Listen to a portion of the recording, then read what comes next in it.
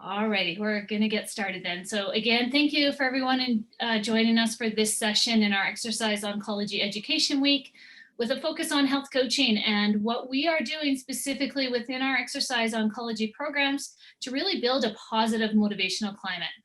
I'm Dr. Nicole Culos-Reed, Professor and Director of the Health and Wellness Lab in the Thrive Center, and I have the pleasure of co-presenting this today with Nicole Struthers, who's an MKin and clinical exercise physiologist with my group, and many of you will know Nicole from ACE and Excel classes. So excited to have her perspective and really her lived experience from both that exercise professional and health coaching practice. So a brief overview, we're really going to set the stage for what am I talking about when I say building this motivational climate, because that can mean very different things to different individuals from the exercise professional perspective and from the participants' perspective. So I'll speak to what we see as that positive motivational climate that is so important for supporting positive behavior change. Then I'm going to specifically speak about the role of communication and education in the models that we have built, and with particular focus on two key kind of communication tenets that we utilize and really build into our practice, that of motivational counseling and health coaching. And then I'm going to hand it over to Nicole, who's going to really focus on putting this into practice. What is the implications for qualified exercise professionals? And as Nicole mentioned, what does this even mean for participants in our programs as well? So when I speak about building a positive motivational climate, I'm really talking about how do we set up the structure for movement, physical activity, or exercise that lends itself to our participants being able to see themselves as someone who can be successful, someone who can be seen as a mover, someone who maybe can engage in physical activity and who can see themselves and define themselves as an exerciser. And more importantly, from a behavior change perspective, someone who likes to be physically active. And so our goal with our exercise oncology programs isn't simply to teach you exercises and to teach you the physical movements per se, but it's to build that within an environment that supports you growing your confidence and growing the skills that you need to really build that habit and see yourselves as someone who can be physically active. What we recognize as we build this positive motivational climate is that it's not as simple as change happening and you going from a non-exerciser to an exerciser, or that this is a process that will be done in what we use our 12-week programming. So our intention is to start to provide the resources so that you can build the skills as participants to really foster your continued success in physical activity behavior change, well beyond participation in our exercise oncology programs. And we do this through the provision of education within our programs, through the structure, the progressive nature of our programs itself. And really all of this is facilitated by the individuals running the programs, the qualified exercise professionals. I think it's really important as we talk about building this positive motivational climate and the tools specifically that we've embedded within our exercise oncology programs to recognize that it is a process, right? And it's a process that can look different for individuals. Even individuals in the same group may experience the class differently, may learn different things, and may really take what's relevant to them to integrate and to support building their habit of moving more.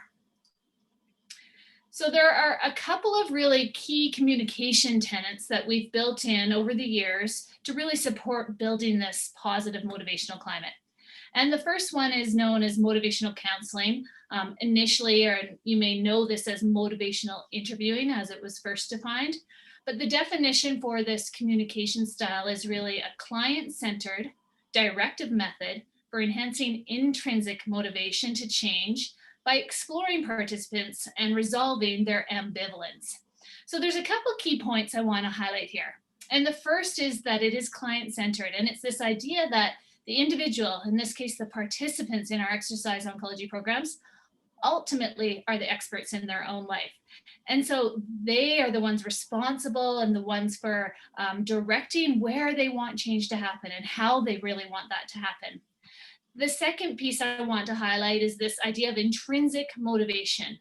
And so we can talk about a lot of things, and we do a lot of different things in our class to motivate our participants.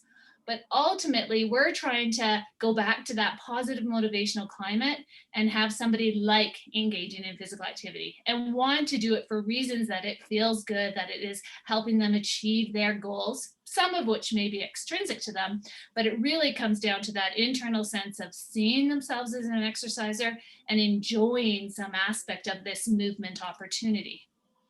The other piece that's really central to motivational counseling is that all of us, no matter where we are in our exercise behavior change, will often have this ambivalence, right? Oh, I really want to engage in my exercise, but I've always got reasons not to, whether it's work or family demands, or hey, I'm just really tired today. And so it's really starting to explore that ambivalence, yeah, I know it's good for me, but not always do I want to do this, or I'm not sure I see myself yet as this. And so it's recognizing that for all of us, again, no matter where we are, there may be reasons for and there may be reasons for not engaging in behavior change. And with exercise, and as we start to progress in this idea of building that regular daily habit, we're really aiming to support our participants in understanding where their barriers are, what are their buts, and seeing if we can't start to build the resources and the support for addressing those. Along with motivational counseling, and a piece that I think really supports it, is this idea of health coaching, which again comes down to a communication philosophy and style, but also a larger framework for how we interact with each other. And we've primarily used this Wolliver et al. Definition of health coaching, which really includes 6 components.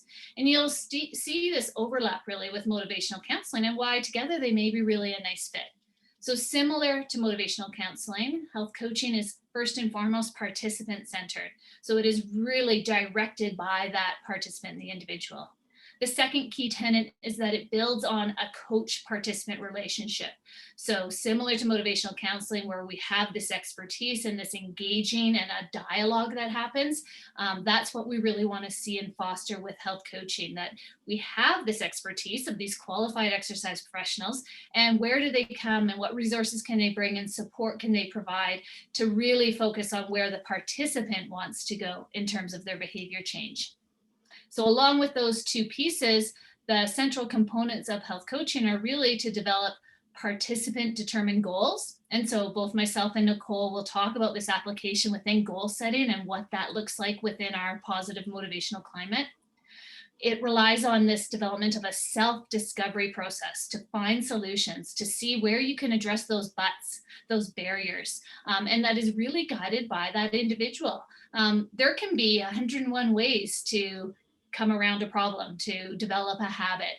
And everybody has to find what works for them. And so really that's why it's this self-discovery process. It's not us saying, hey, we know what works best and just do this and you'll have success. We might like to think that, but that's not the way it works in reality. And we know individuals will be much more successful for change and maintaining that change if it comes from within. And that really leads to this next point around participant accountability. Ultimately, we like to say that behavior change is up to the individual. However, if we build that positive motivational climate, we can really reinforce and support their ability to engage in that change, right? So it's embedded in this environment that is supportive and has these resources, but ultimately the change is up to the individual and what they decide to move forward with. And then finally, a really key tenet of this, and we're going to talk more about this, and Nicole has some spotlight examples of this later on, but it's this idea of providing that education. And this is really central to what we have built in our program to support behavior change and our whole philosophy around exercise and educate. And so that's the framework we've really built to support this positive motivational climate. So beyond giving you a great exercise prescription from really well-trained, qualified exercise professionals, we want to target behavior change skills. So things like goal setting, building confidence or self-efficacy, which is absolutely central for individuals to see themselves as being able to do this, to see themselves as exercisers. Starting to talk about sometimes that elephant in the room. What are the barriers? Some of them, many of us share. Things like not having enough time, maybe being tired by the end of the day or at the start of the day, right? So how can we start to address these barriers by speaking about them, by sharing resources, by learning maybe how others manage, but what works best for me? Tied really to a lot of these processes, whether it's barrier management or goal setting, is this idea of action planning, right? Okay, this is where we want to go. How do we get there? What pieces do we need to put into place? And one of the big pieces we know that will really help when we target this through education in terms of putting it into place, in terms of setting our goals, in terms of building confidence, is building an environment that really provides that social support. So how do we do that with our qualified exercise professionals, with our other participants? That's really one of our main tenets in our positive motivational climate, is to offer most of our programming in a group-based setting to really harness the power of social support. In addition to targeting these behavior change skills, we also continue to provide education around some of the benefits of physical activity or movement and exercise. Oftentimes when people think about, okay, I'm going to start to be active, they think about the physical benefits, right? That's often first thing that comes to mind. Okay, I'm going to get fitter, toner, leaner, stronger, faster, more flexible. We like to also educate on some of those other things that we know can happen. And so for me, the big one is really the psychosocial benefits. What are the mental, emotional, stress reduction benefits of maintaining a regular habit of physical activity and moving more? And then there's also beyond the physical, just some more functional in terms of activities of daily living. And how can you translate your movement in a program to what it can allow you and really foster you being able to do in your activities that you enjoy and activities that are important to you in your everyday life. So all of this is really important and is part and parcel of our exercise oncology programs. So it's not as simple as you get an exercise program and off you go, but it's about building all these other skills and providing the resources and education in this positive, patient or participant-centered directive way that supports really that engagement and behavior change. So it's not only what we're communicating, but how we are doing it that really we feel fosters and builds this right climate that we're looking for. So there's a couple key pieces I want to highlight in how we do this. And these are really starting to move into more what Nicole's going to talk about with some of the practical things around how do we target some of these key outcomes that we know we have to build the habit for success in behavior change. And the first one is, how we speak in reflection in terms of open-ended questions, providing positive feedback and affirmations back as a qualified exercise professional working with a participant, using reflective listening. So showing, and this is really important as we work on Zoom and we're not in person, but verbal and nonverbal cues back and forth to really understand and show that when people have questions or concerns that we've taken that in and we can reflect back to them and work with them to find the solution versus just giving an answer. And then one of the central tenets really of motivational counseling is this ability to summarize our conversations. So when we are working with individuals, summarizing is really a process of showing them that we have heard them and that we can then move forward with, well, what next? So we don't just end a conversation, but we think about, well, where's this going to go to and how's this going to help the individual build the habit of moving more? I've got a couple of other pieces here, and these are really central tenets of motivational counseling and really some of the key rules around engagement. And so it's expressing empathy, helping our participants develop that discrepancy between where they are and where they want to go, which is related directly to their goal setting then and planning how to get there. Supporting self-efficacy. The self-efficacy has now come up on a few slides, and it is absolutely central to ensuring success. So we support it through our conversations. We support it by giving them opportunities in classes to develop skills. And we support self-efficacy through the interactions and the education that we provide. All of those pieces really are necessary to ensuring we build that confidence so that individuals can begin to see that they can do this and that this can become part of their habit. And then finally, it's really going back to recognition of barriers, right? And that there can be things that get in the way. If building a habit was easy, if becoming physically active really did just happen over a 12-week period, we wouldn't have to even think about this piece. But we know real life happens and changes happen, and it can be as simple as bad weather hits and plans go out the door, or new appointments come up, or hey, we're living in a pandemic and how do we roll with what we've got available to us? And so that ability to adapt, that ability to go, okay, well, if I can't do this, how can I modify? How can I tailor? How can I adjust to still do something? That's the rolling with resistance piece. And it's recognizing that in all individuals, behavior change looks different. And so we can't come with a simple formula that we expect everybody to fit under. As a qualified exercise professional working to support behavior change, we may have one kind of structure of a program that works from a fitness perspective, but we have to be able to then individualize and tailor to every individual to really support where they are in their journey and what they need to continue to move forward. Planning and goal setting is a huge part of that. And so our participants in our programs always get education around SMART goal setting. And you can see I've got the 2 R's, 2 T's. So if that isn't familiar to you, we've got more resources on our website. I'm not going to go into all of those details. Nicole's going to talk again about a practical application and the importance of goal setting. But really, it's about having individuals set goals that are appropriate to where they are, and then continuing to query them on this, assessing their readiness for change. So it can be their ability to progress in an activity, it can be how confident they are, and it can also be where their intentions are. How willing are they to try something new or to move forward in their change? And thinking about these different levels, whether it's confidence, intentions, or ability, and how those play together. But always, again, going back to that tenet of motivational counseling and health coaching, which is about, it's driven by the participant. So one of the cues we often like to use is, or to think about, is querying the individual if they are ready for it. So not telling them they are, not saying, okay, now you've got this down, you're going on to the next one, but saying, okay, you did that really well. Are you ready to try this next level? Whether that's more weights, a different version of an exercise, or something else. You put it back into the individual's corner and they get to make that decision based on the feedback you've given them as an expert about what they want to try next. The last piece I will say around this before handing it over is this idea of how we provide advice and what we should focus on. And this is really a central element of positive communication and ensuring we're not really overwhelming participants, and that we are avoiding things like jargon and giving them too much all at once.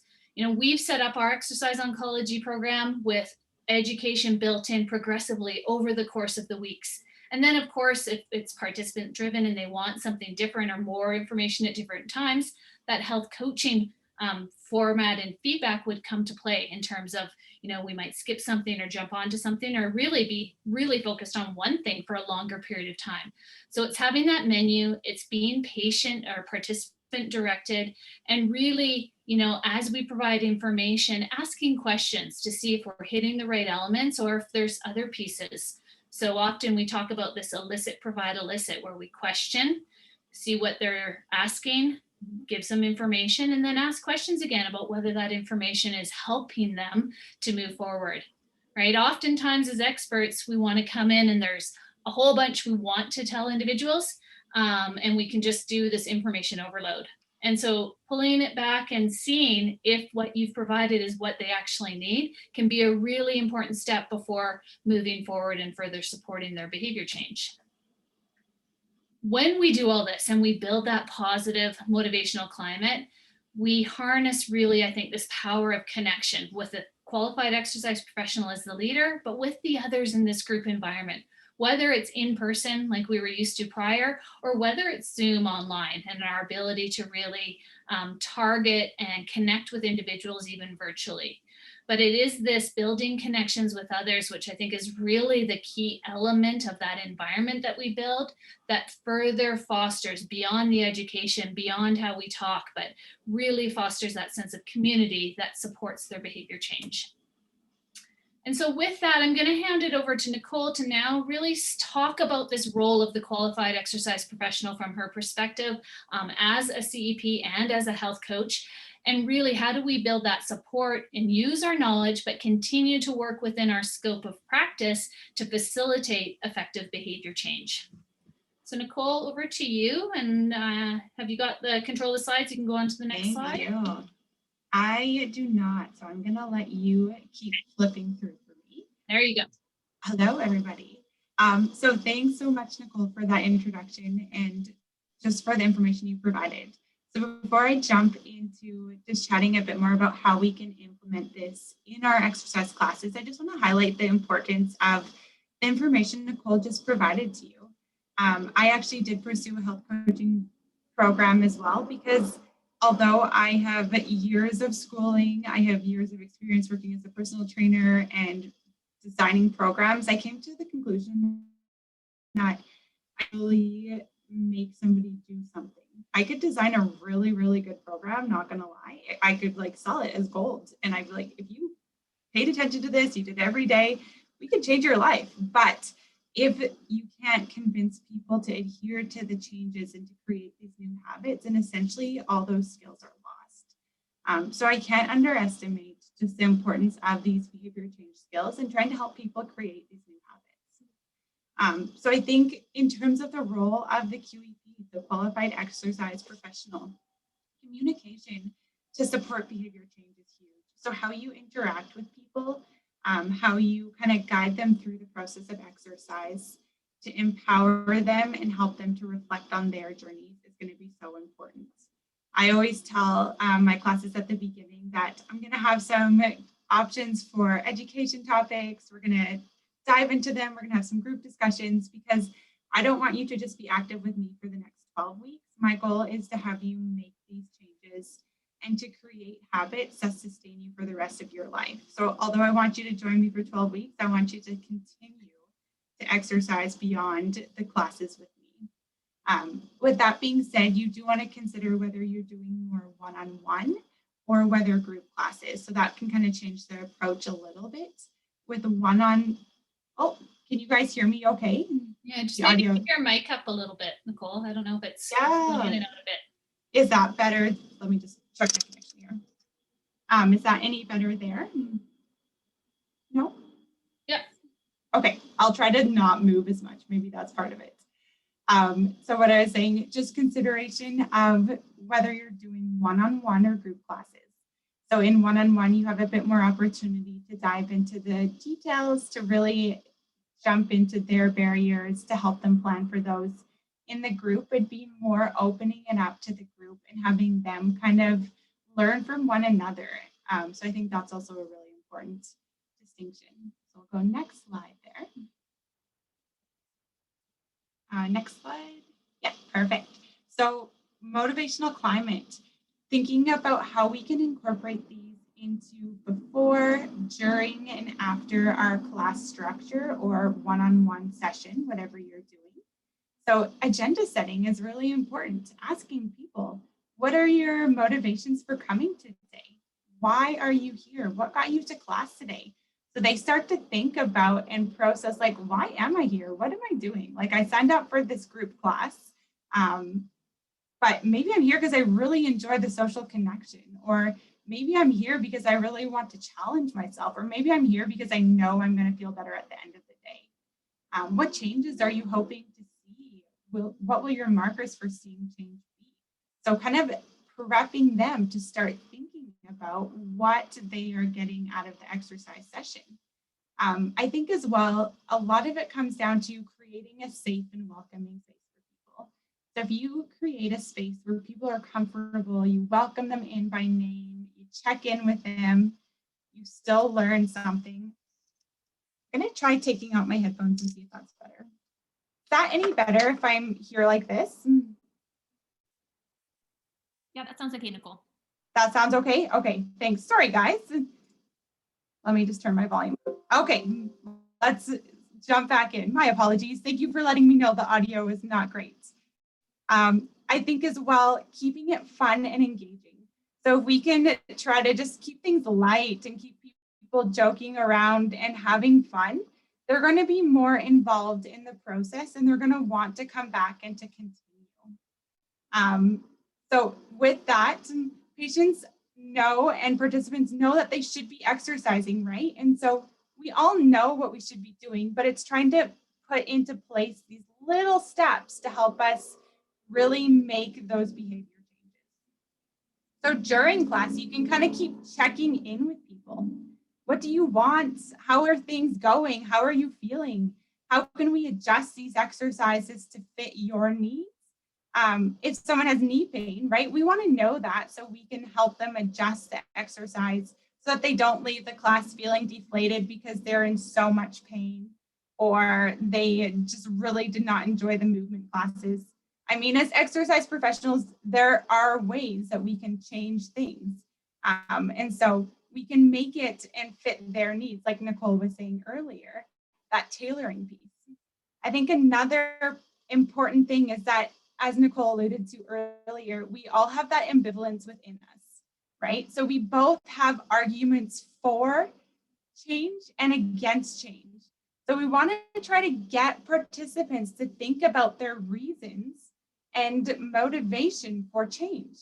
So that sustained talk as well, thinking about barriers, bring them up and have them think about solutions. Because if we can think about solutions and think about what may go wrong, when we encounter that situation, we can be like, hey, you know what? I've actually chatted about this in my class, and now I know how to adjust and to adapt.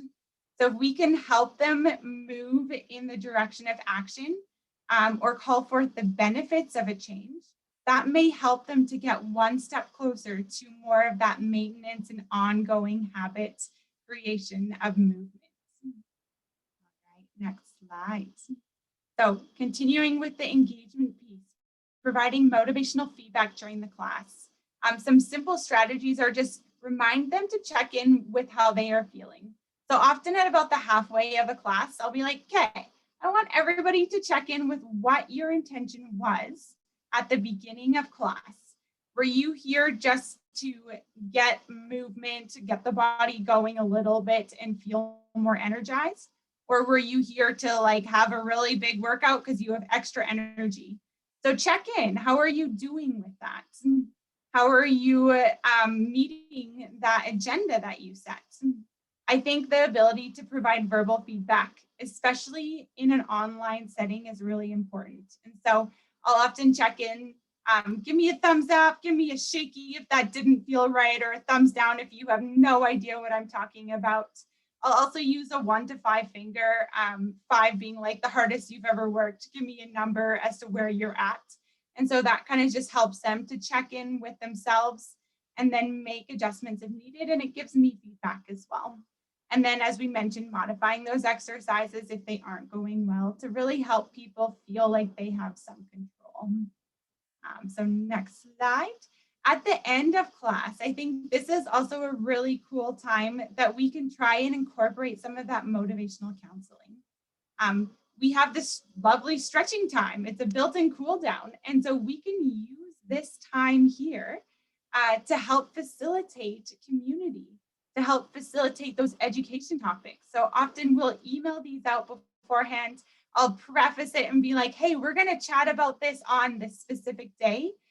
So take a look through it if you can. There's no pressure, but obviously this is for your benefit. And come with maybe a key highlight or a key takeaway, and then anything else that you'd want to add. So I'll try to have some open-ended questions, going back to those open-ended questions, using some of those OR skills, right? So those affirmations, that reflective listening to help facilitate the discussion. Sometimes you can use a question of the day. So maybe there's no education topic. I know Manny in our lab implemented that with one of his classes really well. And it's just a really cool way to build that community and to highlight that social interaction that is so important, especially these days while everything is online. So in the next slide here, we'll talk about the education topic in a little more detail, but then also finishing off the session and thinking about the intention of what you want to accomplish or maybe what your goal is in between sessions. You can use that time as well to kind of prep them for in between when you see them again. So get them thinking as they finish their session, like, what do I want to accomplish in between? If it's nothing, that's okay, no problem. But just to start getting those wheels turning and seeing where they are at. Sometimes we'll also implement a coffee time just to foster that community. Okay, so just to highlight this last education topic. So these education topics we've designed are based off of all of the different motivational counseling and behavior change principles that Nicole mentioned earlier. So we have ones on goal setting, we have them on social support. And I know Manny talked about these, if any of you guys were at his presentation earlier on barriers. And so using those to help facilitate discussion and to create those little ideas of how can I change. I always like to ask for key takeaways, right? So what's maybe one thing that stood out to you from this education topic? Asking those open-ended questions and really trying to hear their voice. I also will try to provide an overview for those people who did not get a chance to read it, because let's be honest, sometimes life gets busy and we all are running around crazy sometimes. And so instead of shaming people for maybe not being able to get to it because other things in life happened, just quickly provide an overview of the important pieces and then encourage that self-reflection. So for the goal setting one, I always like to read this quote that's on the bottom here. If you don't know where you are going, you'll end up someplace else. And so what are your goals? Where do you want to be at the end of the 12 weeks? In a year from now, what does success look like? So try to visualize that. What motivates you? When things get tough, how are you going to keep going? Manny did a really good job of highlighting some of these questions and then pulling in that social support. It's been really cool to hear participants completely honestly tell me, like, I actually really don't love the resistance training, but I know that I won't do it if I don't come. And I know that it supports me in doing activities that I love. And so just hearing that they're able to tell me that in an exercise training setting is so cool, because we've been able to build that safe environment for them to share some of those tips. So kind of just to wrap up here, I think a really key concept that kind of embodies all of the conversation is how you show up in your class. So as a qualified exercise professional, you are the person who sets the stage. You kind of influence the group dynamics, whether it's a safe space, whether you are encouraging and motivating your participants or your clients. The spirit of motivational interviewing or motivational counseling is the way we are with people. And so it includes values, your attitudes, actions, your body language, facial expressions, tone of voice, and the words we speak. And especially in an online setting, some of those little things you start to pick up more easily, right? And so we really want to be present with our clients. We want to make sure that we are engaged with them and that we are embodying these 4 principles. And so Miller and Rolnick have kind of outlined 4 key principles. We have partnership, we have acceptance, compassion, and evocation. And so trying to really focus on those 4, the partnership here, that respect, that fact that we are not the expert in their life. Yes, we know a lot. We have some information that we can share, but ultimately people don't want to be told what to do. They already know that they should be moving. And so it's tapping into their internal knowledge and their experiences to help them determine what works best for them. The acceptance, believing in your participants' inherent worth, helping them identify their strengths, not just the deficits. I think as a society, we're so good at identifying our weaknesses, and we sometimes struggle to identify our strengths and to really harness that power. Like, yeah, you know what? I am really good at getting out for a walk with my friend and I help motivate them. Okay, let's focus on that. That's great. Use that to your strength. Compassion, don't try to fix situations. Often people just want to be heard. They often just need somebody to listen to them. So don't jump into that writing reflex to offer advice, to offer solutions. sometimes the best thing you can do is just open up the floor and let people speak and let the group learn from one another and their experiences. And then finally, evocation. So elicit their concerns, their hopes, knowledge, and possibility of change. Believe in their ability to change because people will feel that, I think. And so if we believe that everybody is capable of changing and they are able to overcome barriers, they're going to be more motivated because they know somebody believes in their ability. And so just to kind of wrap up here, a few key takeaways for how you can implement this into your classes is to communicate. It all comes down to, especially in our online virtual setting these days, how we interact and what we say. Ask those good open-ended questions that really prompt people to be able to share their experiences. Encourage that reflection and that learning. Help them set goals and agenda. Check in with them regularly. Create space for engagement and community. I think that's just a common theme through all of our programs is that the exercise is great, but it's the community. And that's what keeps people coming back. This fact that they're not alone on their journeys. There's other people who are going through the same thing. Highlight those behavior change principles. If you're not familiar with them, we would highly encourage you to start learning a bit more of these because they are so important to habit formation and to making exercise part of our regular life. Get to know your group. Check out what they did on the weekend so that you can check in with them. Like, who went golfing? Okay, great. I'm going to check in to see how your golf game went. Have some fun and then really focus on how you embody that spirit of motivational counseling. So those 4 principles there. And so just a final note here, the impact here. So we have this beautiful resource that our team has put together. So Dr. Loren Capozzi, who did a seminar yesterday, and Dr. Nicole Culos-Reed. So Thriving with Exercise. So this is a wellness manual for cancer patients and survivors. There is honestly so much in there. I refer back to it all the time because there's a lot. And so the impact is supporting wellness across the cancer journey is more than just exercise prescription. A positive motivational climate supports that behavior change. And that really comes down to how we set up our classes. Communication, again, keeps coming up.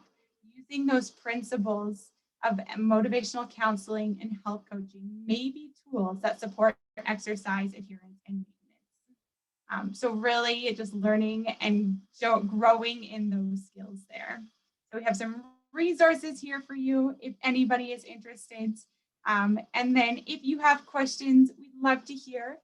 And for all of our participants, if you have anything else to add in ways that we can help support you on your journey or things that you really appreciated, we'd love to have you either chat them into the box or unmute yourself. So we'll open up the floor here for questions to finish off with.